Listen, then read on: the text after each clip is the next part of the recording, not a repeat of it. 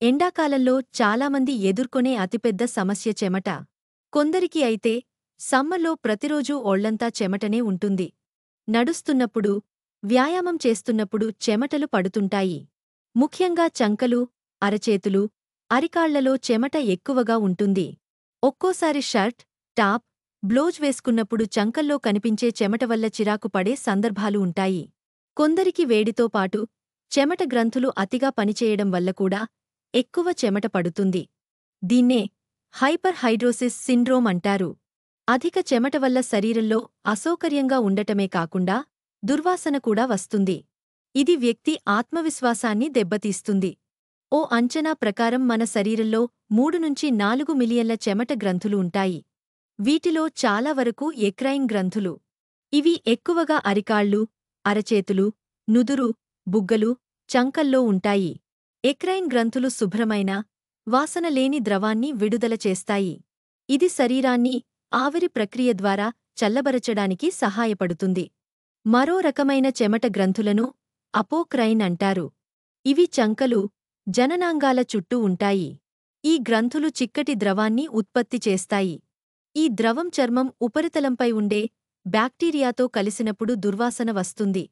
చెమట వాసనకు అసలు కారణం కాదు. చెమట బ్యాక్టీరియాతో కలిసినప్పుడే దుర్వాసన వస్తుంది. అందుకే స్నానం చేసిన వెంటనే చెమట వచ్చినా దుర్వాసన రాదు.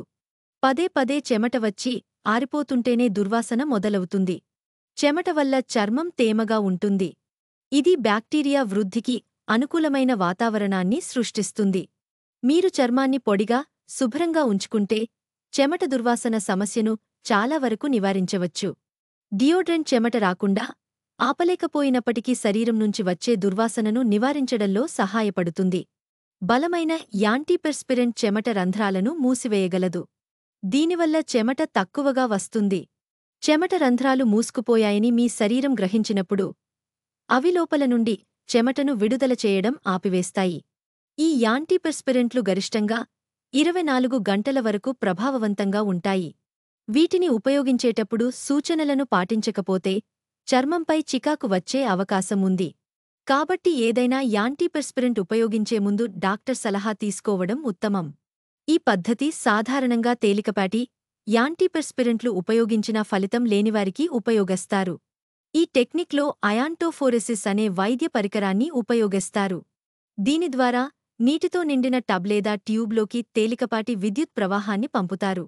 తర్వాత బాధిత వ్యక్తిని అందులో చేతులు పెట్టమని చెబుతారు. ఈ విద్యుత్ చర్మం ఉపరితలం ద్వారా కూడా ప్రవేశిస్తుంది. ఇది చేతులు, కాళ్లలో చెమట పట్టే సమస్యను బాగా తగ్గిస్తుంది.